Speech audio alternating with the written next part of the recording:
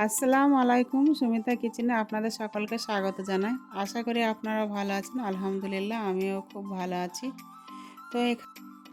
তো আগেকারের দাদিমারা কিন্তু এভাবে বেগুন ভর্তা করতো।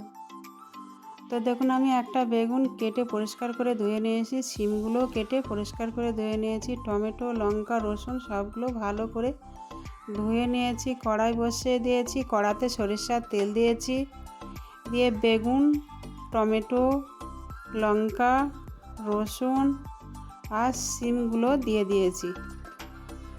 তো এভাবে কিছুক্ষণ সিদ্ধ করে ভর্তা বানালে খেতে কিন্তু খুবই ভালো লাগে, রুটির সাথে বা গরম ভাতের সঙ্গে অসাধারণ লাগে।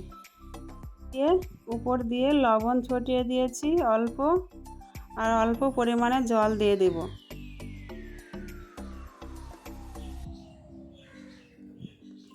তো অল্প পরিমাণে জল দিয়ে কিছুক্ষণ ঢাকা দিয়ে এগুলো সিদ্ধ করে নিতে হবে।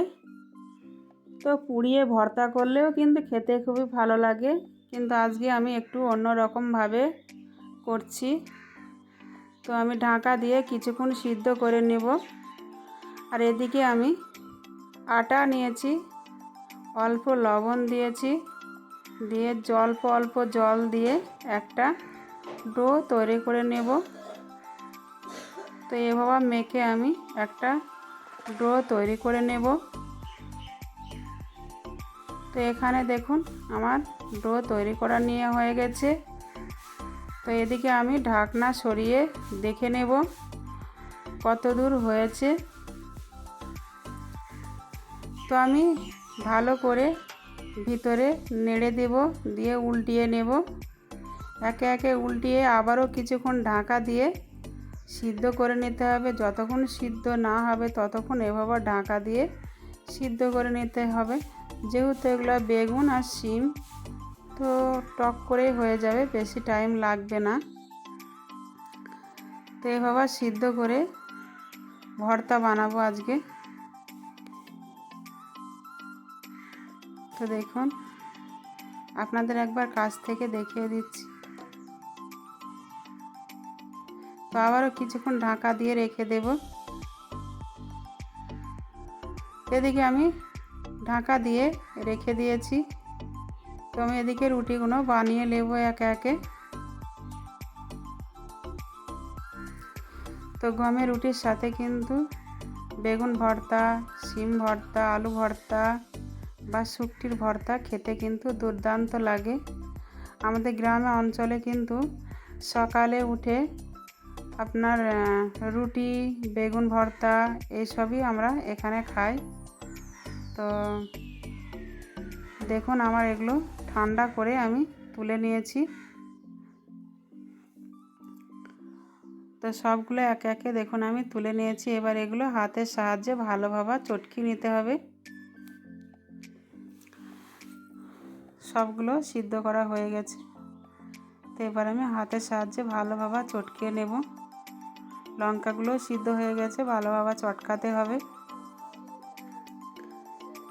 তো এভাবে কিছুক্ষণ চটকাতে হবে।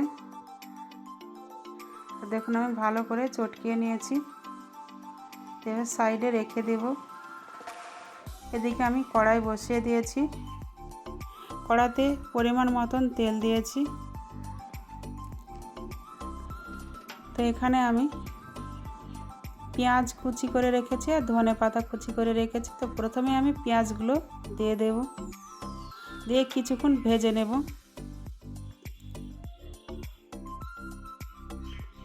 তো আমার চ্যানেলে যদি কোনো বন্ধু নতুন হয়ে থাকেন তো অবশ্যই আমার চ্যানেলটি সাবস্ক্রাইব করুন, আর আমার চ্যানেলের জন্য একটু সাপোর্ট করুন।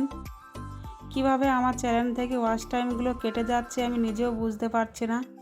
এই পর্যায়ে কি করার দরকার সেটাও আমি বুঝতে পারছি না। আপনারা যদি কেউ জেনে থাকেন অবশ্যই কমেন্টে জানিয়ে দেন। তো এই পর্যায়ে আমি ধনেপাতা কুচি দিয়ে দেব। আর আমার ভিডিওতে কেন ভিউ আসছে না আমি কিছুই বুঝতে পারছি না। কত কষ্ট করে ভিডিও বানাই। তা আমার এই ভাঙা রান্নাঘরে কি রান্না করি, ওই জন্য আমার ভিডিও কেউ দেখেন না আপনারা? সেটাও কমেন্ট করে বলতে পারেন একটু। তো এভাবে আমি কিছুক্ষণ নাড়াচাড়া করে ভর্তাটা রেডি করে নেব। তো আমাদের এদিকে তো এরকমই রান্নাঘর, সকলেরই এই ধরনের রান্নাঘর, কারোর পাকা ইটের ঘর, কারোর ঝাঁপের ঘর, কারোর ইলিং দিয়ে চারিদিক ঘিরে উনুন করা আছে। তো এরকমই সবারই আছে ঘরে ঘরে, কেউ গ্যাসে রান্না করে। তো আপনারা যদি একটু কমেন্ট করে বলতেন তো অবশ্যই ভালো লাগতো। আর আমি আপনাদের জন্য চেষ্টা করে দেখব। আমি অনেকজনের ভিডিও দেখি, অনেক আপুদের ভিডিও দেখি, কত সুন্দর বেশ রান্নাঘরটা দেখতে খুবই ভালো লাগে। আমারও খুব ইচ্ছা করে যে এরকমই সুন্দর একটি রান্নাঘর বানাই। তো কী করব বলুন, রান্নাঘর করতে গেলে তো জায়গার প্রয়োজন হয় বা একটা টাকারও প্রয়োজন হয়, তাই না? তো আমিও চেষ্টা করব আপনাদের জন্য একটা ছোট্ট আমার রান্নাঘর করার জন্য, একটু সুন্দর করে বাঁশের রান্নাঘর করার জন্য অবশ্যই আমি চেষ্টা করব। তো সেগুলো আপনারা কমেন্টে একটু জানাতে পারেন, তাহলে আমার খুব ভালো লাগবে। তো আমরা দুজনে খেয়ে দেখলাম, খেতে খুবই ভালো লাগছে। তো দেখুন, এটা আমার দেওরের মেয়ে। তো রাই নাড়ছে, কখন থেকে পায়ের তলায় রাই পড়ছে, আর রাইগুলো পায়ের তলায় কিলবিল করছে, আর ও খুব হাসছে আর রায়ের ওপরে দৌড়ে দৌড়ে বেড়াচ্ছে। তো আমার হাত ধরছে দেখুন, দিয়ে রাই নাড়তে বলছে আমাকে। তো আমাদের রাই মেরে নিয়ে এসেছিলো গতকাল। তো সেগুলো উঠোনে মেলেছি, ছাদেও মেলেছি। তো সেগুলো একটু নাড়াচাড়া করছি, যেহেতু শুকিয়ে নিতে হবে। তো আপনাদের সাথে একটু সেটাও শেয়ার করলাম। সব কাজ দেখানোর তো ইচ্ছা জাগে, কিন্তু সময় পাই না। অনেক কাজ, যাদের গরু আছে তো গরুর কাজ, ছানি কাটা, পানি তোলা, গোবর লাঠি দেওয়া, গোয়াল কাড়া, এগুলো অনেক কাজ। আর একজন ক্যামেরা ধরার মতন মানুষ না থাকলে এই ভিডিওগুলো বানানো যায় না। তো আমি যতটুকুন পারি ততটুকুন আপনাদের সাথে শেয়ার করার চেষ্টা করছি। তো আগামী দিনে আরও একটু ভালো করার চেষ্টা করব। তো আমার এই ভিডিওগুলো আপনারা দেখবেন। অনেক আগে আমার রান্নার ভিডিও দেওয়া আছে, খুব ভালো না, কিন্তু কিছু কিছু ভালো রান্নাও দেওয়া আছে। তো আপনারা সেগুলো একবার দেখে আসবেন। আর আমার ওয়াচ টাইমটা কেন কেটে নিচ্ছে সেটা আমি বুঝতে পারছি না। তো আপনারা যদি কেউ জানেন বা জেনে থাকেন অবশ্যই আমাকে একটু কমেন্ট করে জানিয়ে দেবেন।